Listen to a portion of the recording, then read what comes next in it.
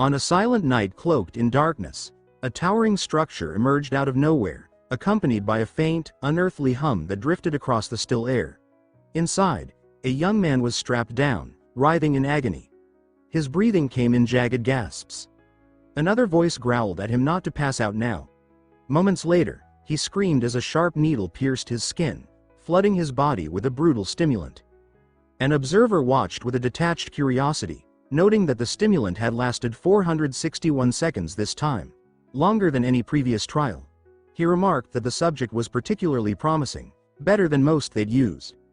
The other mages around him discussed the outcome and decided they would try a different stimulant next, hoping to push the boy's abilities further. They were impressed that he had suppressed his mana circuit's reaction after the second injection. Then, a man of great stature entered the tower, known across the empire as the strongest of them all. At the same moment, the young man on the table felt his body crumbling. Blood trickled from him as he silently asked why fate had dragged him to this miserable end.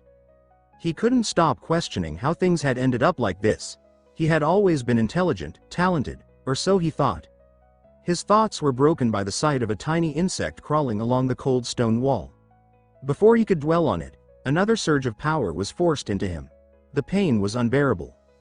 He begged them to stop, pleaded for mercy, but his cries were ignored. The tower's master mage frowned at the noise and ordered to be informed when the experiment concluded. Then he left without a backward glance.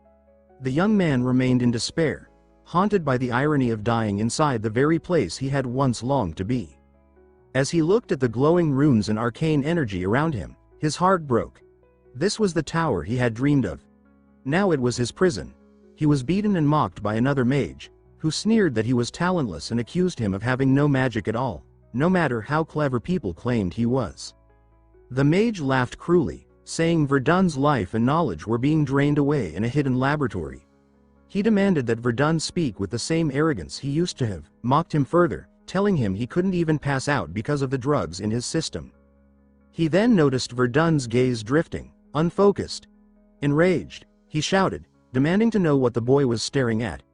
He quickly realized the experimental insects had escaped and were now crawling all over the lab. The mage erupted in fury, berating his assistants for their incompetence. He stomped one insect underfoot with disgust. Another mage joined in the mockery, calling Verdun a useful insect himself. Just something to test on, since he couldn't even use magic to break his restraints. A second mage added that, because of Verdun, they had completed an S-class experiment and extracted its core elements. Through all of this, Verdun could only ask again, voice broken, why this was happening. They jeered at his friend Roefeln too, pitying him for being associated with someone so worthless. The small insect, now lying on the floor, twitched weakly as Verdun asked once more, why? A bitter smile crept onto his face. The pain had given him clarity. Verdun muttered something under his breath, low and furious. The mocking mage leaned in and demanded to know what he was saying, still grinning. Verdun suddenly shouted, voice filled with rage, demanding that they shut up. He understood now. It was all because of his own weakness. His mind drifted backward, to 15 years ago. He had grown up in an orphanage, abandoned by his parents, eventually working in the tower, not as a mage, but a janitor. He remembered the verdict from the mage assessment when he was just 7. He was labeled as talentless. That sentence had destroyed his dream. But even after that, he never gave up. He secretly read spellbooks at night, studied tirelessly in the library. He believed in his intelligence, even if his mana was weak. In time, others began to notice. He was called a genius. Eventually, he earned the position of researcher. People admired his mind. Verdun himself came to realize how far his intellect had taken him. He still remembered the joy when Lockhart praised him for his first research paper. Verdun had assured Lockhart that no one else had seen the research yet. Lockhart nodded, seemingly impressed. Verdun hoped he'd finally be accepted as an official researcher. But then came the betrayal. Lockhart stole the research and claimed it as his own. Desperate, Verdun went to the tower head to explain. He told him how the research vanished the day before it was due. He described how Lockhart had presented it as his own. The tower head expressed shock and asked whether Verdun was really the one behind the multidimensional communication theory. Verdun begged to be allowed to explain everything from the beginning. The tower head, clearly intrigued, said he hadn't expected such talent among the regular staff. But later, Verdon regretted ever going to him. 2 days later, under a moonless sky, Verdon was summoned to the master's lab. That was when his nightmare truly began. By day, he remained a worker. By night, he became a test subject. They forced him to carve his own magic circle, to test his own theory, at the cost of his life. When he tried to reveal the truth, they threatened to kill the few people he cared about. That was when Verdun gave up hope. He lay in a pitch-black cell, lost, unsure what step to take next. Then came the voices, faint, distant, familiar. He saw flashes of the past. He was laughing, running with Roeffeln. Were these real memories, or just fragments born of madness? He remembered when they made a promise. They'd become great mages together. Verdun had smiled and sealed that promise with a pinky swear. Now, in the darkness, he wondered what might have happened if he'd just grown a bit more. If he had been just a little stronger. He smiled faintly in that memory, wondering if things could have changed. But the smile faded. He returned to the present and quietly told himself that it was over. There was nothing left. Then that sound came again, low and menacing, echoing through the stone walls. That sound he heard every time the experiments began. He felt his strength draining, until a voice broke through. A voice told him it wasn't over. Verdun blinked in the darkness. A figure emerged, a dark entity whispering that he must survive. Not for hope, for vengeance. The entity told him to endure the pain. Promised him power, true power. It said he would never be humiliated again. He would rise beyond anything they had imagined. Verdun felt something ignite inside him. He refused to give in. He raised his head and stared at the glowing moon, whispering to himself that it wasn't over. His plan, forged over 7 years, was nearly complete. One final obstacle remained. Verdun came to a bitter realization. Intelligence alone could not stand against overwhelming force. That truth cut deep. So he resolved to reshape his fate and reconstruct not just his future, but his body. He named his final gambit the sky-challenging theory, and with cold certainty, he declared its beginning. He swore that by tomorrow, he would exceed every limit that bound him. If the cost was death, so be it. He accepted that risk. What mattered now was proof. Living proof that his theory could succeed. For that, he would need power. Just once. Enough to pierce the veil of impossibility. He turned to an ancient artifact, one that could grant a single use of magic, even if the act shattered his body in the process. He promised himself that by the next evening, he would take back his freedom, regardless of the price. The long, heavy night passed.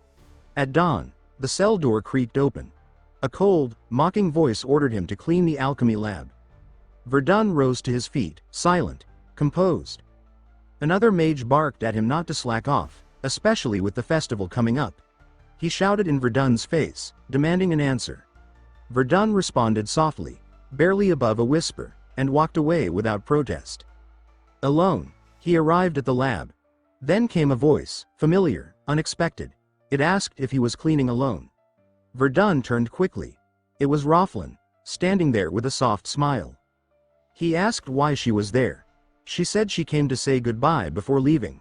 Verdun remembered that she had been accepted to study in Verenti, the magical city reserved for elite talents. He congratulated her with quiet sincerity, though she seemed uncertain. She extended her hand and reminded him that her offer still stood. He could join her in Verenti. She tried to persuade him that a better future awaited him there, but Verdun remained silent, his eyes distant. Roeffeln looked uncomfortable. She tried to explain that she simply wanted someone she could talk to, someone familiar. Verdun gently apologized and told her he would stay.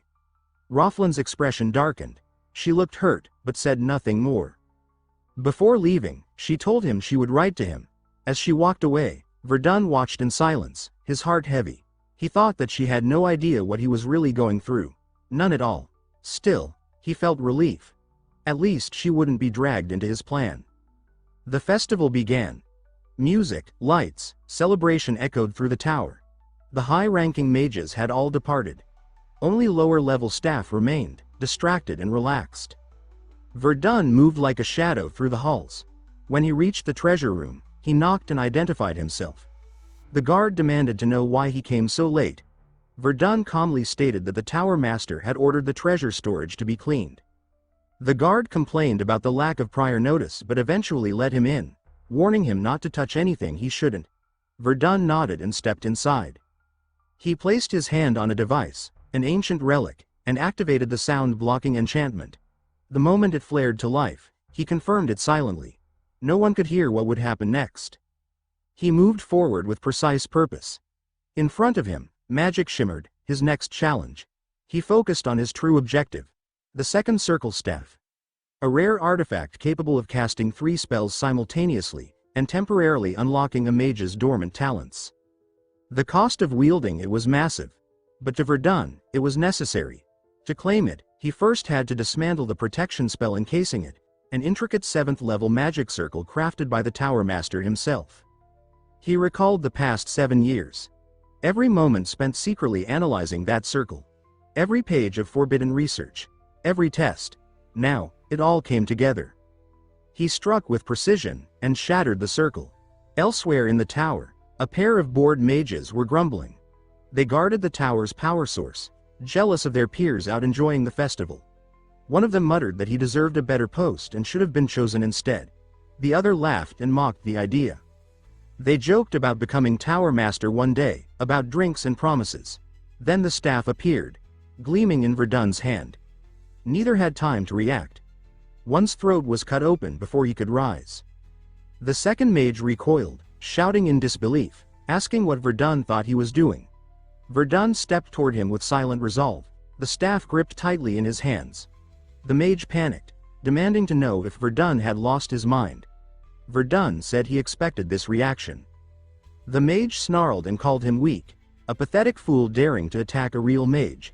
He launched a 3rd-level spell, Tidal Wave, his voice echoing with fury. He challenged Verdun to survive it. The attack surged forward, but Verdun didn't flinch. He quietly noted the spell's level, unimpressed. Then he countered. With a flick of his hand, he cast Earth's Spear. It broke through the wave like it was nothing. The mage staggered, eyes wide, mouth open. He fell, screaming in agony. On the floor, writhing, the mage demanded to know how someone like Verdun, someone rated level 1, could possibly cast that kind of spell. Verdun replied with a bitter edge, saying he was surprised at the surprise. As if a man like him could never hold real power. Then he leaned forward and declared coldly that this was what happened when people were underestimated too long, by him, and by the entire tower.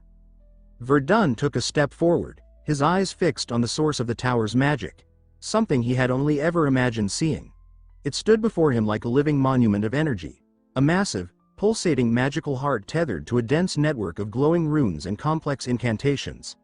The power source of the great tower, the very heart of its strength, now loomed directly before him. And he stood there, unflinching, ready to set in motion the plan he had spent 7 relentless years preparing. He reminded himself that this was it. If he failed to harness this energy, the consequences were unknowable. Lines of glowing magical symbols emerged on his back, ancient glyphs activated by sheer will, primed to cast the forbidden spell that spat in the face of the heavens themselves. Verdun concluded that if he didn't do this now, if he didn't try, then all those years of suffering had been for nothing. With that, he raised the magical staff and drove it hard into the ground. A surge of energy erupted from beneath him. A massive arcane circle bloomed outward, encasing him in radiant light. At its center, he stood, unshaken. Then, with everything he had, he unleashed his spell, Body Reconstruction. A spell designed to rewrite what nature had denied him. As power roared around him, Verdun bellowed, "Sky Challenge," his voice drowned beneath the eruption of energy. A brilliant column of light exploded from the tower, reaching toward the sky. It was a beacon of defiance and fury, visible from miles away. In a passing carriage, stunned travelers looked up at the sudden illumination cutting through the night. At the summit of the Tower Master immediately recognized the energy source and erupted in rage. He declared that someone had breached the sanctity of his tower. Buildings trembled as the power source destabilized. Walls cracked. Arcane constructs shattered. The devastation was swift and merciless. From beneath the rubble, Verdun emerged, wounded and struggling to breathe. His body trembled with exhaustion. Blood dripped from his lip as he clutched at his side. He looked down at his hand. The staff had vanished, and with it, the temporary power. Yet he was still alive. That meant it had worked. With ragged breath, he confirmed aloud that the experiment had succeeded. But something felt wrong. A sudden shift in the atmosphere warned him. Magic was surging toward him again. Dozens of complex circles raced through the air like predators, signaling a violent spell incoming. The Tower Master arrived, wreathed in fury and raw magical force. Verdun suspected the man had already found the bodies of the mages he had struck down. Without hesitation, the master raised his hand and cast a brutal spell. A massive explosion engulfed the area, collapsing what little structure remained. When the smoke cleared, the master scanned the wreckage. What he found shocked him. A teleportation circle burned into the stone floor. He snarled, realizing Verdun had escaped. His rage erupted like a firestorm. He shouted that someone had dared to violate his tower. He swore that whoever was behind this, whether emperor or child, would die by his hand. He screamed into the night sky, vowing vengeance, vowing retribution, promising the one responsible would never know peace. Far away, under a calm, cloudless sky, the world felt untouched by the chaos Verdun had just left behind. Verdun lay motionless, eyes half closed. His limbs ached, his body screamed for rest. Drowsiness tugged at him. Then, the sound of water caught his ears. He jerked upright as a stream came rushing toward him. Confused, he questioned where he was. He was supposed to be running, escaping. Then he caught his reflection in the water and froze. The face looking back at him was not his own. His once brown hair had turned a pale silver gray. His black eyes were now a piercing blue. Panic crept in as he asked himself if he had become someone entirely different. He had expected the spell to reshape his body, but this was transformation beyond what he had imagined. He searched his memory. He remembered the moment his experiment succeeded. The eruption of energy. The cast of sky challenge. The last-second activation of the teleportation circle. Yes, he had escaped. He had made it. He looked around and realized he was in unfamiliar territory, somewhere the tower had no reach. The trees were foreign. The atmosphere was different. This wasn't Bohemian. A stunned smile spread across his face. Somehow, he had teleported halfway across the continent. He threw his head back and laughed. A raw, wild laugh. Then shouted in joy. He had escaped the tower. The circle he had prepared for so long had worked flawlessly. He imagined the Tower Master's face, seething in confusion and fury, and that thought only made his joy stronger. He assured himself that his new appearance would keep him hidden. No one would suspect the pale-haired boy as the one who shook the tower. Still, he admitted the tower itself wasn't the problem, it was the master. That man wouldn't stop. Verdun knew he had only bought time, but it was enough. Enough to grow. Enough to plan. Enough to gather power for what came next. He swore to himself that he would return one day, not as a subject, but as a destroyer. He would obliterate everything the Tower Master had built. He would be remembered not just as a mage, but as the mage who challenged the sky. Revenge and recognition, that was his only path now. With a calm breath and a confident smile, Verdun accepted that he would be saying goodbye to the tower for a very long time. In a nearby forest clearing, a goblin worked clumsily with an axe. Verdun didn't hesitate. He lifted his hand and cast Windcutter. The spell sliced cleanly through the goblin, who dropped instantly. Verdun paused. Magic flowed through him naturally, just like before. His new body hadn't dulled his ability. Only his reflection had changed. Still, he knew the challenge had just begun. The presence of goblins meant he was deep in wilderness. Civilization was far away. Verdun spotted the deep grooves of wheel tracks etched into the dirt road, and a quiet unease settled over him. Something had happened here. A wooden box lay abandoned on the roadside, half crushed and clearly dropped in haste. Verdun knelt beside it, brushing his fingers over its surface, then concluded its owner must have fled in a panic. He whispered the incantation for mana detection, releasing a faint ripple of energy into the air. The trail was faint but present. He stood and followed it, the mana thread guiding him toward a loud, echoing clamor coming from further down the road. In the distance, a carriage thundered across the path, moving at breakneck speed. The driver, a man red-faced and wild-eyed, shouted furiously at his horses, commanding them to run faster. His voice cracked with panic and frustration. He cursed his luck and wondered how things had spiraled so far out of control. He remembered what started it.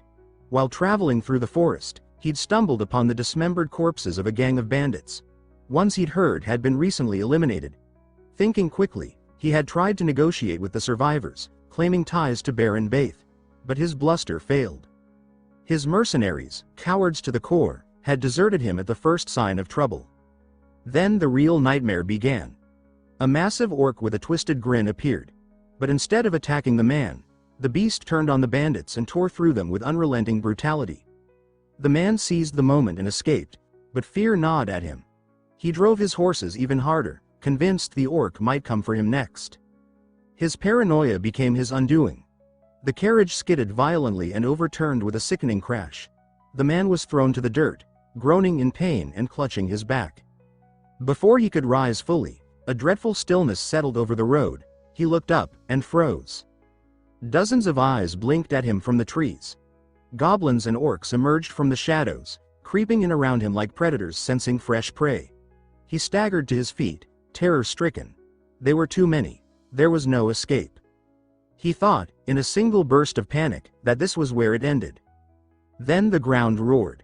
High earthen walls erupted around him, sealing him off from the monsters in an instant. Dust clouded the air as he stumbled backward, coughing. Above him, a figure stood atop the wall, Verdon. Verdon observed the scene below and admitted to himself that he had forgotten to leave an opening for air. It wasn't perfect, but it would do. As the monsters turned their furious gaze on him, Verdon prepared for battle. This would be his first real fight since his transformation, aside from the lone goblin earlier. The largest orc let out a bone-rattling roar and charge. Verdon's heart pounded, but it wasn't fear, it was anticipation. He was eager to test his strength. The forest lit up with fire. Verdon cast multiple fire arrows, launching a barrage of blazing projectiles into the horde. Screams echoed as flames engulfed the creatures. One of the beasts, howling in fury, charged through the fire. Verdon stood tall atop a hill, undeterred. He unleashed a combination of spells, multiple fire arrows layered with strong wind. He declared the use of dual casting to himself, a risky but powerful technique that amplified both spells. The result was a devastating surge of fire and wind, a concentrated explosion he named Blazing Flame Arrow. It struck like a meteor, leveling the enemy ranks in a single fiery blast. The forest fell silent except for the crackle of burning wood. Verdon scanned the field, stunned by his own power. Not long ago, he couldn't defeat a single goblin. Now, he had wiped out an entire pack. Then he remembered. The man. Verdon spun around and leapt down from the hill, rushing to the earthen walls to release his accidental prisoner before the man suffocated. But something moved behind him. Verdon sensed it a second too late. One of the monsters had survived. It lunged at him from the shadows, claws raised. Verdon turned just in time. Shocked by the creature's resilience, he quickly cast Windcutter, slashing it apart mid-air. The creature dropped, lifeless, and the danger finally passed. The silence was broken only by the sound of a carriage creaking into motion. Inside it sat the man. Mr. Conrad, his hands trembling on the reins. He was overwhelmed with relief, and he praised Verdon profusely, saying that he owed him his life and would never forget what had happened today. Mr. Conrad continued thanking him, eyes wet with gratitude. He said that he never thought he'd make it out alive. Verdon, slightly exasperated, told him to keep his focus on the road so they didn't end up flipping again. But Mr. Conrad kept talking, asking if Verdon was injured, recounting the entire event with wild energy. Verdon sat silently, reflecting on the fight. He admitted to himself that the situation had been far more dangerous than he expected. The surviving monster had nearly taken him by surprise. It reminded him that power alone wasn't enough, awareness mattered too. He thought back to the final moment, the way he had ended the threat with Windcutter. He smiled faintly and reassured himself that the worst was over. As the forest thinned and the road smoothed, Verdon asked if bandit attacks were common in this region. Mr. Conrad responded that this was the first incident he'd encountered. He explained that this forest belonged to Baron Witt, a noble he had known since childhood. He said they'd exchanged letters frequently, and the Baron had assured him the area was safe now that the bandits had been wiped out. Verdon leaned back in the carriage, thoughtful. He noted that Mr. Conrad must have hired the cheapest mercenaries possible. Just the sort of crew Verdun always avoided. He recalled how he had doubted his teleportation spell's success, only to later realize it had worked better than expected. He reminded himself that staying hidden was vital. Bohemian Tower would be hunting him, he had to remain invisible. Mr. Conrad waved a hand in front of Verdun's face and asked if he was still listening. That's when Verdun realized. He hadn't told the man his name yet. Verdun made a decision. For now, he would tell the man his name was Verdun, but only in thought. Outwardly, he introduced himself as Asher. That name would serve as his mask until the day he was strong enough to stand before the Tower Master again. Only then would he reclaim his true name. The carriage rattled to a halt before the gates of Baron Witt's castle.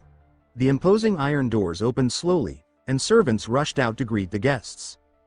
Baron Witt welcomed his old friend Conrad with a mixture of warmth and concern, saying that he looked worse than he did during their last meeting. Conrad laughed in embarrassment, saying that running for his life from an orc had slimmed him down. The Baron asked if he'd been hurt, but Conrad waved off the concern, assuring him that everything was fine and that the blame belonged to no one. When the Baron learned that the young mage beside him, Asher, was the one who had saved Conrad, he immediately insisted on showing his gratitude. He ordered his attendants to prepare quarters for Asher, along with fresh clothes and food. Asher expressed his thanks for the generosity. Baron Witt greeted him officially with a friendly smile, introducing himself as Witt Henlord, the ruling lord of the barony. They soon sat down for a feast, and Witt asked what Asher thought of the food. Asher replied that it was excellent, and the Baron chuckled before informing him that a reward of 1 million gold coins had been set aside in recognition of his heroic actions. But that wasn't all. Baron Witt leaned in slightly and said he had another offer. There was a mission, dangerous but urgent, and if Asher accepted, the reward would be equally generous. Asher saw the opportunity instantly. Gold and combat experience, exactly what he needed. He asked for the details. The Baron's tone grew serious. He explained that several days earlier, in the southern forest, villagers had been found hanging from trees. Their entire village had been wiped out. The Baron emphasized the urgency, saying that the issue needed to be resolved before the arrival of a powerful figure known only as the Absolute. Asher thought that this mission would be a fair way to repay the Baron's kindness. He mentioned the possibility of a mage being among the bandits. Baron Witt nodded grimly and said the mission would begin in 4 days. When the time came, a knight introduced himself to Asher as Enoch, the leader of the team assembled for the task. Enoch explained that he served directly under Baron Witt. He then presented the rest of the team. Among them was a lively young man named Barak, who greeted Asher with obvious enthusiasm. Asher returned the introduction politely, saying it was a pleasure to meet everyone. Internally, though, he was surprised.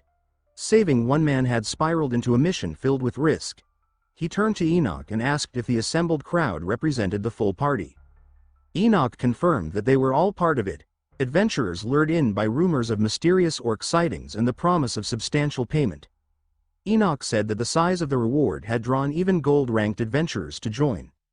Asher examined them quietly, noting that gold-class adventurers were formidable.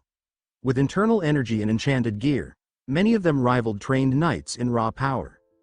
The party, including 3 knights, set off cautiously into the dense forest. Asher's presence was essential. If a mage was involved, none of the others would stand a chance without him. Enoch made that point clear, saying that if they faced long-range magical attacks, even the knights wouldn't be able to push forward effectively. He added that he hoped there wasn't a mage among the enemy. Asher gave a quiet smile and said that would be unfortunate. Suddenly, the group stopped. Asher sensed it, mana, concentrated and concealed. He stepped forward and used the Dispel spell. A shimmer of air peeled back, revealing a massive magic circle hidden beneath layers of illusion. Everyone stared in shock. Asher explained that the first circle was a visual trick, masking the real one, a magical alarm designed to alert whoever said it. He instructed everyone to move back while he completed the full Dispel. With a final surge of magic, Asher shattered the formation. The group let out a collective breath, amazed by the ease with which he handled it. Some of the adventurers murmured to each other, wondering aloud if he might be a second-tier mage.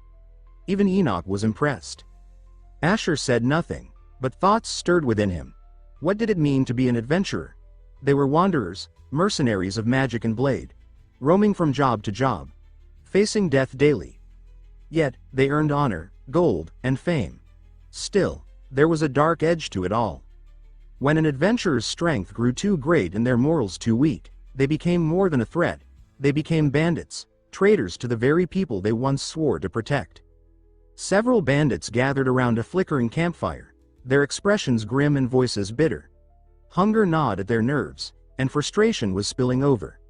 One of them shouted in anger, ordering the others to find food immediately or risk starving where they stood. In the distance, hidden within the thick brush, the night team crept forward, their formation tight and deliberate. One of the younger knights leaned toward Commander Enoch and quietly asked for orders. Enoch responded with confidence, suggesting they strike now while the bandits remained unaware of their presence. But Asher, calm and sharp-eyed, raised a hand to stop him. He advised patience, explaining that they had yet to gauge the true strength of the mage among the enemy. He admitted there was a possibility that this mage could be more powerful than even he was. Enoch frowned, clearly uneasy with the idea of waiting. He expressed concern that if the bandits moved, their opportunity would vanish.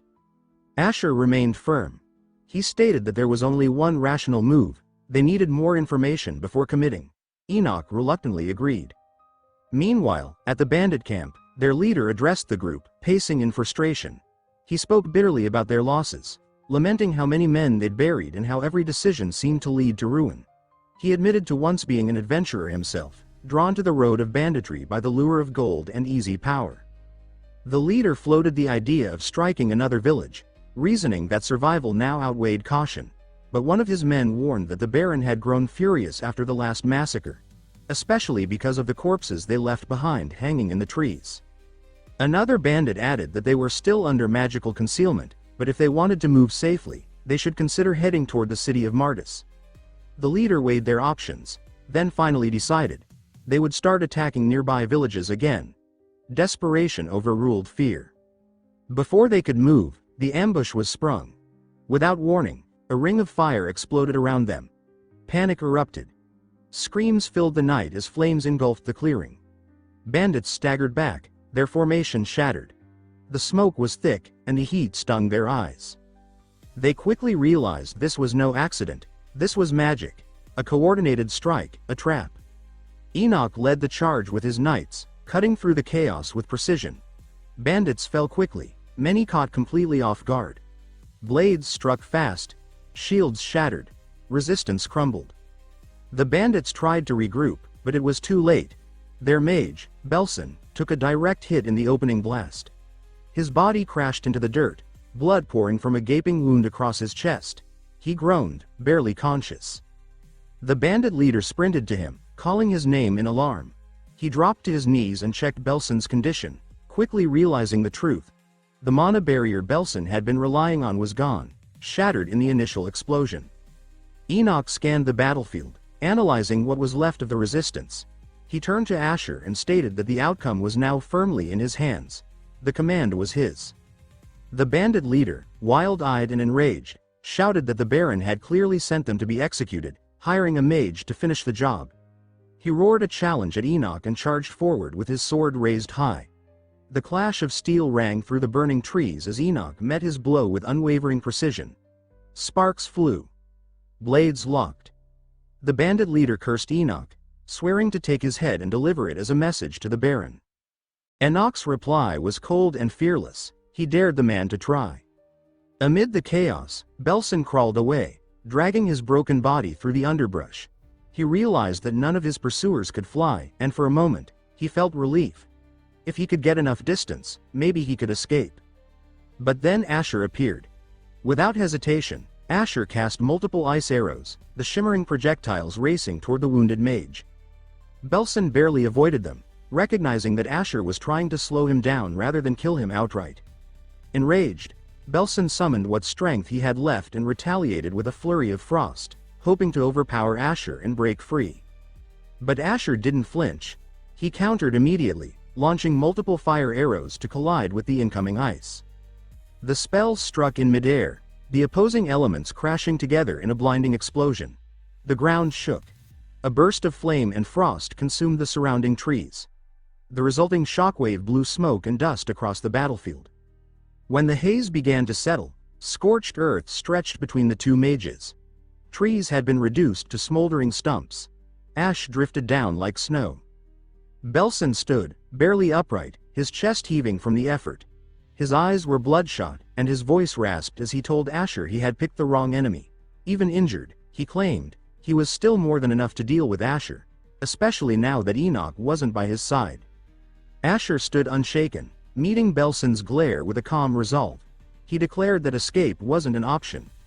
Bellson smirked, mocking the confidence in Asher's voice.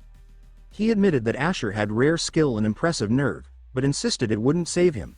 With a sinister grin spreading across his face, he vowed that Asher would die there and now. The air thickened with mana as Bellson cast a powerful third-tier spell, Falling Ice. He shouted the word die. With explosive fury, hurling the spell at Asher with the full force of his remaining strength. A towering wall of ice formed, enclosing Asher in a frigid trap meant to crush and freeze. Bellson grinned in triumph, convinced the spell had secured his victory, but then, cracks began to crawl across the ice. His smug expression shifted to confusion. The sound of shattering echoed through the clearing as the barrier ruptured from within. To Belson's horror, the ice disintegrated entirely, blown apart by a pulse of earth energy. Asher emerged, completely unharmed, standing tall. He explained with effortless composure that he had used a third-tier spell, Earth Sphere, to counter the ice attack. Shards of broken ice clattered around him, glittering in the light. Bellson stared in disbelief, stammering as he asked how a second-tier mage could cast third-tier magic. Asher's response was laced with mockery.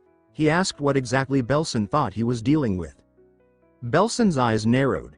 He began to realize this opponent wasn't just using high-tier magic, he was casting spells from multiple elemental schools. The realization sent a chill through him. He tried to prepare another attack, but Asher moved first, launching a precise, devastating strike. The blow landed with finality. Bellson hit the ground hard, defeated. His body went still. Asher stood over him, victorious. He whispered to himself that joining this mission had been the right decision. With biting sarcasm, he thanked Bellson for the lesson. He had finally learned how a real mage was meant to fight. Elsewhere, in the deep woods, a hulking orc with a distinctive pendant radiated fury. Asher's thoughts flickered back to 2 days before the mission, recalling a potion he had created using rare materials stolen from the magic tower. He had called it Mana Circle Expander. It had worked too well. He remembered the agony of those early experiments, the pain inflicted on him in the tower's dark labs. He had sworn never to conduct human experiments again. Looking at Belson's corpse, he confirmed the kill silently. But he needed proof for barren wit. He bent down and retrieved Belson's magical staff. Using the appraisal spell, he examined it. The staff contained a refined mana stone, boosting spellcasting speed and amplifying ice-based magic. A worthy trophy. Barak soon arrived, sprinting toward him and relieved to find Asher alive. Asher apologized for the delay, saying the bandits had been stronger than expected. He asked whether the rest of the battle had ended, and Barak responded that Enoch was finishing things up. Before returning, Asher had one more question. He asked Barak about the bandits' possessions. Barak grinned and replied that the Baron had given Asher permission to claim anything unless there were serious objections. Asher remembered Baron Witt's warm smile and decided to keep the staff. When the team regrouped, many expressed their gratitude to Asher, saying that without his magic, their losses would have been catastrophic. The remaining bandits were shaken upon learning their mage had fallen. Panic and despair swept through them. The bandit leader, cornered and furious, realized the mission had become a death sentence. With no options left, he erupted in rage and charged forward in a last act of defiance. He pushed with everything he had, trying to break the knight's formation. His voice rang out in fury, demanding they move aside. But without Belson's support, their perimeter held. Desperate, the leader aimed to kill a knight and escape on horseback. He clashed with Commander Enoch in a fierce duel. Steel rang against steel in a brutal exchange. But something changed. The leader's sword slipped from his grasp. He stared in confusion, unable to comprehend how his weapon had fallen. His body gave out, and he collapsed. Everyone watched in stunned silence as the once commanding bandit lay defeated. Knights rushed in, restraining him as he struggled weakly. Enoch approached, his expression unreadable. He commented that honor had no place in a situation like this, that sometimes it ended at the blade's edge. He admitted to Asher, with quiet regret, that if time had allowed, he would have preferred to face the bandit properly. Asher assured him his performance had been more than adequate. Curious, Asher asked why some bandits had been spared. Enoch explained that a few soldiers had recognized certain faces, possible survivors from the attacked village. They would be interrogated at the castle. Orders were given to escort the prisoners back. The knights treated them harshly, shouting for them to stand and move. One bandit broke from the line, screaming that he refused to be dragged off and executed. A knight volunteered to chase him, saying he would return swiftly. But Asher sensed something wrong. He told the knight to wait. The knight hesitated. Then, something shifted. A strange heaviness filled the air. He smelled blood, fresh and close. Before he could react, he was struck violently, thrown to the ground. A bandit's severed head dropped beside him, rolling to a stop. All eyes turned to the edge of the forest. A figure emerged. It was massive, towering, an orc, but not like the others. Its face twisted into a grotesque, clownish grin. It carried an axe large enough to cleave a man in two. Asher observed carefully and remarked that the adventurers must have failed to kill the creature earlier.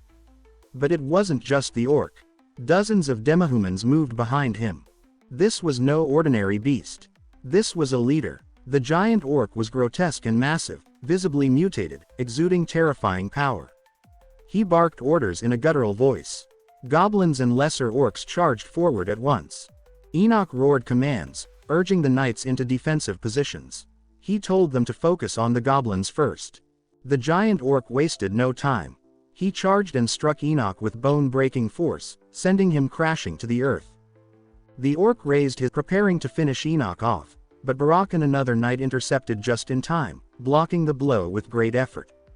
The forest exploded into chaos as battle resumed. Enoch regained his footing, wiped blood from his mouth, and counterattacked with a roaring strike. His blade hit hard, causing the orc to stagger. But then the orc grinned. It was still standing, and it was far from done. The battlefield fell into a frozen silence as the massive orc did something no one expected. It seized a nearby goblin and tore into it with brutal hunger. The scene was grotesque. Warriors and mages alike stood paralyzed, watching in revulsion as the creature devoured its kin. With a sickening crunch, the orc pulled a bone from its mouth and tossed it aside like trash. Then it stood taller. The goblin's flesh seemed to fuel it. Its wounds knit slightly, its muscles pulsed with renewed energy. Enoch, watching grimly, muttered with bitter sarcasm that the orc had healed itself by feasting on its own. He then declared to those around him that returning home safely was no longer a realistic hope. The commander barked urgent orders for everyone to prepare for serious combat. The orc's face twisted into a horrific grin as it raised its blood-stained axe high. Then it charged. Its speed defied logic for something so large. The axe, hurled like a meteor, sailed through the air with devastating force. One knight froze at the sight of it barreling toward him. He raised his sword to block, but the moment of impact was cataclysmic. Steel met steel, but the knight's sword cracked like glass under the pressure. It fractured violently, shards slicing through the air. The broken fragments stabbed into his body, and he dropped to the ground with a scream, blood streaming from his wounds. Beric shouted his comrade's name, Harris, with panic in his voice. But the danger wasn't over. The orc, moving with predatory precision, surged toward Beric for a surprise attack from behind. Enoch caught it just in time and shouted a warning. Beric spun, reacting fast, and slashed at the orc with all his might. He declared his intent to cut the monster down, but froze when his blade didn't bite. Instead, it lodged in the orc's flesh like it had struck stone. Beric was stunned, unable to understand how his weapon had embedded itself into the orc's muscle without doing damage. He pulled, trying to free it, panic rising. But the blade wouldn't budge. Before the orc could retaliate, Asher intervened. He slammed his palm to the earth and cast Earth Shatter, a tremor that burst from the ground and forced the orc back, giving Beric a chance to retreat. Asher called for Barak to fall back, to let him handle it. Barak scrambled away, panting and shaken, shouting that he was safe but had lost his weapon. He demanded to know how he was supposed to keep fighting now. Asher answered calmly, explaining that the orc's strength had increased drastically after devouring the goblin. Barak, still breathless, asked if the creature was some sort of legendary beast. Asher denied it. He explained that while the orc was strong, it didn't qualify as legendary. Its power came from regeneration through consumption, manipulation over weaker creatures, and physical might that even surpassed knights. Still, Asher added, it was not truly exceptional, just unnatural. He began to explain the nature of magic's limits. Traditional spells, no matter how much mana one poured into them, had caps on their power. But there were rare spells, like geographical manipulation, that broke those limits by manipulating the terrain itself. He lifted his hands and began casting. The ground groaned and trembled as a massive arcane circle expanded outward. The earth cracked beneath them, trembling violently.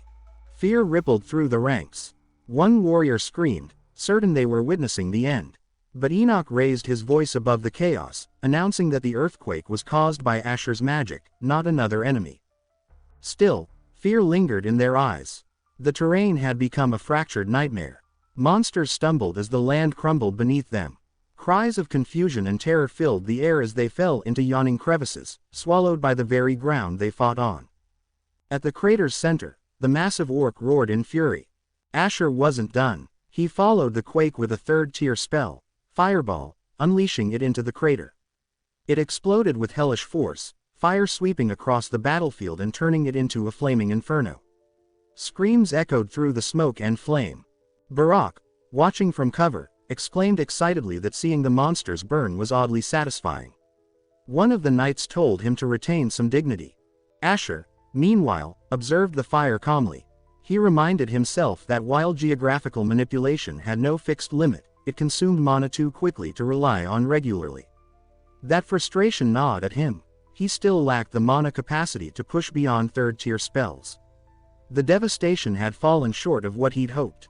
Then a sound rose from the fire. A monstrous, guttural noise. The orc was still alive. It emerged from the flames, burned and bleeding, but very much breathing. Barak's excitement gave way to panic as he asked what they were supposed to do now. Asher answered without emotion, if fire wouldn't kill it, ice would. He began to cast again, summoning overwhelming cold.